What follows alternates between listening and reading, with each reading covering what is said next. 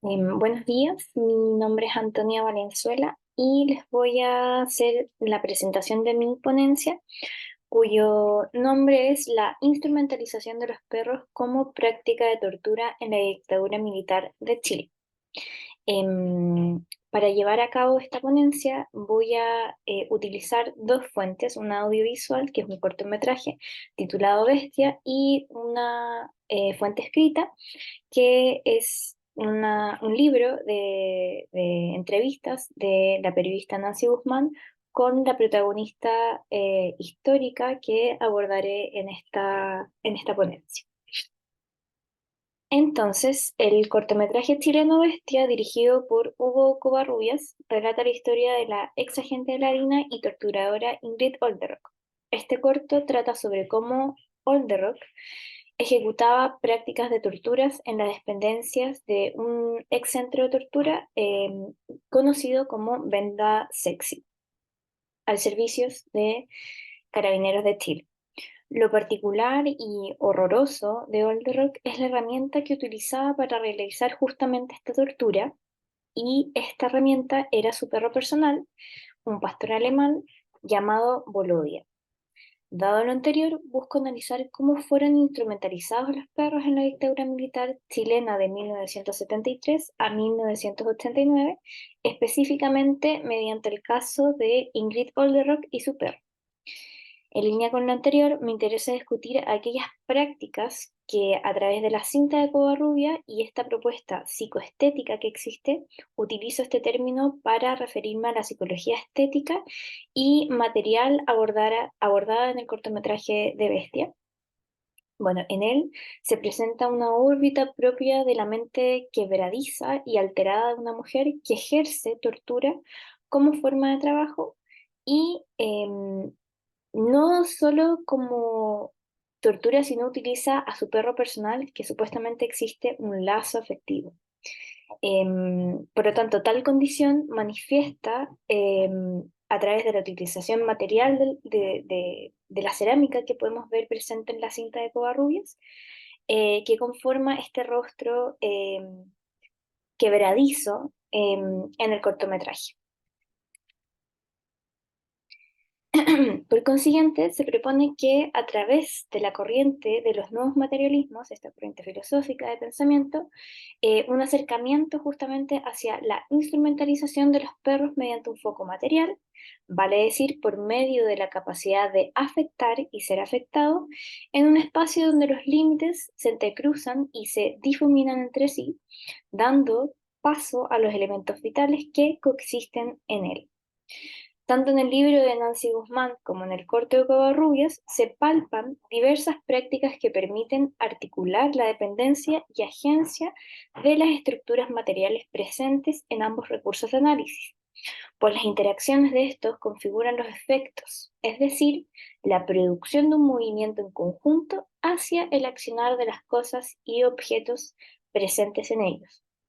De esta manera, nos permite pensar cómo operó la materia en los centros de tortura y cómo el animal perro fue utilizado en calidad de objeto sexual, martirizador de los detenidos y las detenidas políticos y políticas del ex centro de tortura Venda Sexy de 1973 hasta finales de 1974. El entrenamiento canino con fines particulares, ya sea una guerra, una dictadura o uso humano, concede una dudosa ética. En el caso de Chile, conocidos son los acontecimientos que se consumaron en la dictadura de Pinochet. En razón a ello, Marjorie Spiegel expone que la explotación, cito, que la explotación de los humanos proporcionó modelos para dominar esclavos africanos y diversas clases de seres humanos, los que pertenecen a categorías inferiores de género, raza o clase fueron categorizados como animales o subhumanos. Cierro cita. Es relevante señalar la noción también que hace otra autora llamada Ahmen, donde señala el término de cosas a temer, donde esto articula las proximidades de el afecto que causa miedo o temor a cierto objeto, donde plantea que, cito, la proximidad entre un objeto y un sentimiento ordena el modo de darse el objeto. Aquello se palpa justamente en la narrativa e interpretación de las víctimas de Olderok experimentaron en aquel centro. En consecuencia, el corto de Covarrubias permite abrir nuevas reflexiones en el sentido de cómo verbalizar cosas que, a través de las palabras, el relato queda insuficiente. De este modo, las fisuras que se cotejaron en el microfilm permiten crear una nueva materialidad, lo cual otorga una materialidad al pensamiento, una materialidad que interacciona justamente con otras materialidades. Este intercambio de materialidades dialoga por medio de lo inanimado como recurso narrativo y se relaciona con las prácticas que se llevaran a cabo en aquel lugar.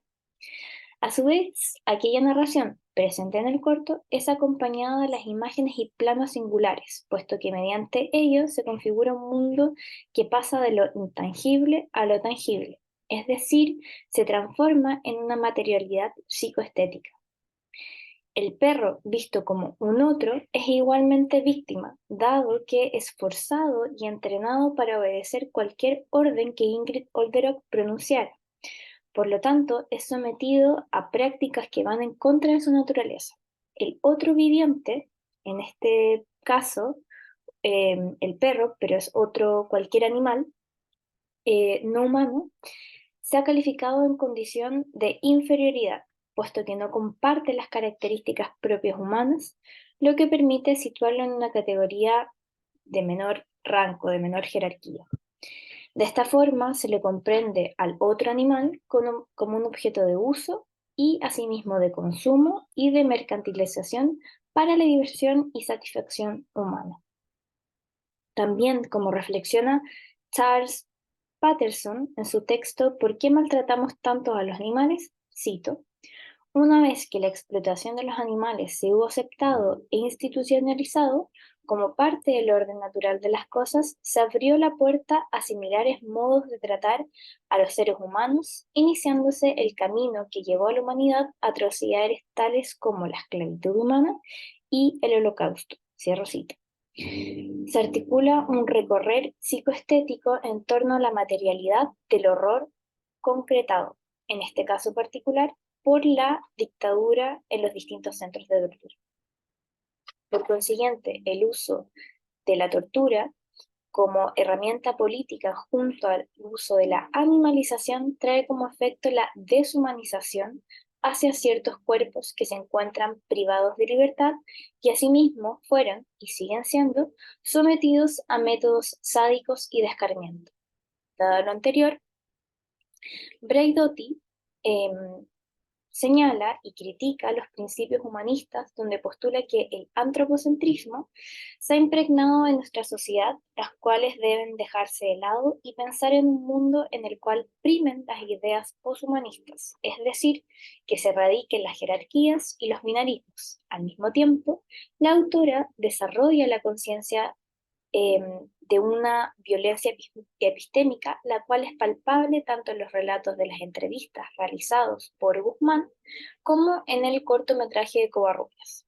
En razón a ello, manifiesta que, cito, toma de conciencia de la violencia epistémica va al ritmo que el reconocimiento de la violencia en la vida real, que era y aún es practicada contra los animales, los no humanos y otros agentes sociales y políticos deshumanizados por la norma humanista. Cierro cita.